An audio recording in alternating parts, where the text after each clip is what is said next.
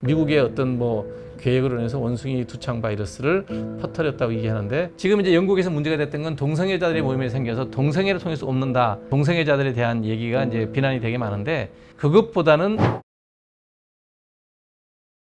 원숭이 두창이 생겼다고 또 난리가 났어요.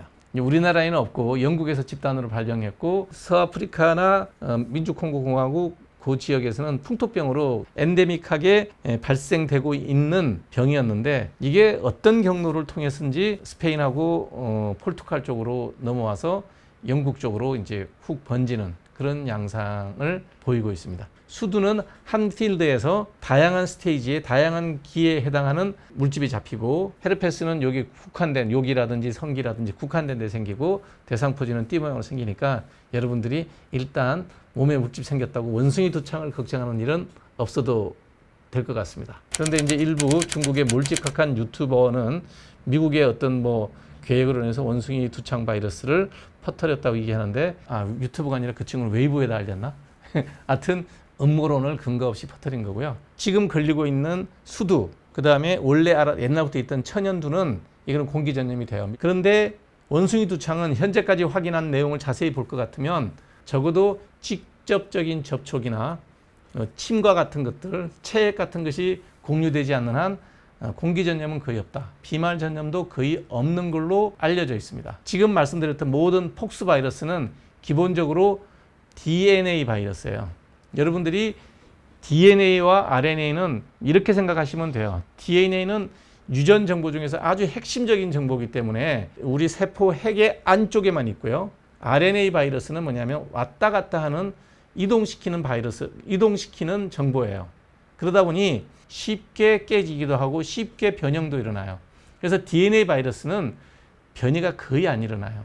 그래서 일단 저는 원숭이 두창이 되게 이제 언론의 각광을 받고 있지만, 이 원숭이 두창 바이러스는 폭스 바이러스고 DNA 바이러스예요. DNA 바이러스는 절대까지는 아니지만 거의 변이가 일어나지 않아요. 그래서 이게 코로나 바이러스처럼 변이를 계속 일으키면서 전염력을 확대해 나갈 가능성은 굉장히 낮다. 그 다음에 현재 호흡기로 옮는 것은 입증되지 않았고, 설사 호흡기로 옮는다 하더라도 아주 밀폐된 공간에 침이나 비말로 전염될 가능성이 대개는 다 직접 접촉으로 옮는다.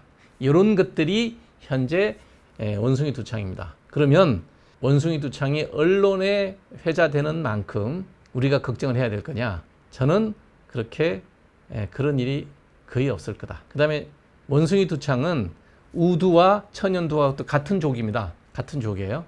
그래서 우리가 우두의 백신을 맞아서 천연두를 막았듯이 우두 백신을 맞으면 원숭이 두창도 막을 수 있다는 것이 현재 예측되고 있는 일이고, 일부 실험실 데이터를 보면 우두 백신이 천연두 백신이에요.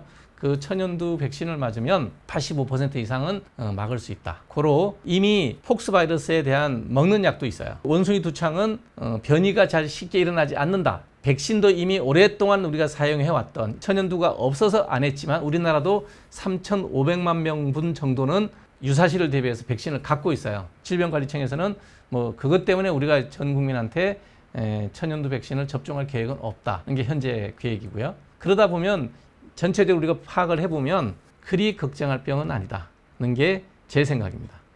이 생각이 제가 볼 때는 맞을 확률이 굉장히 높다.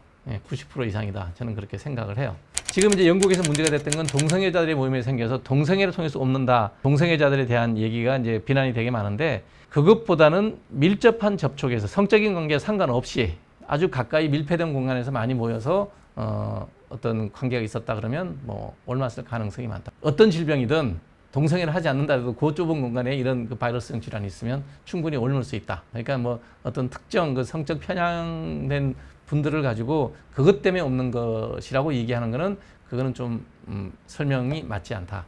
이렇게 보시면 됩니다. 그래서 이 원숭이 두창이 코비드-19처럼 전 세계를 위협하는 그런 질환이 될 개연성은 지극히 낮다.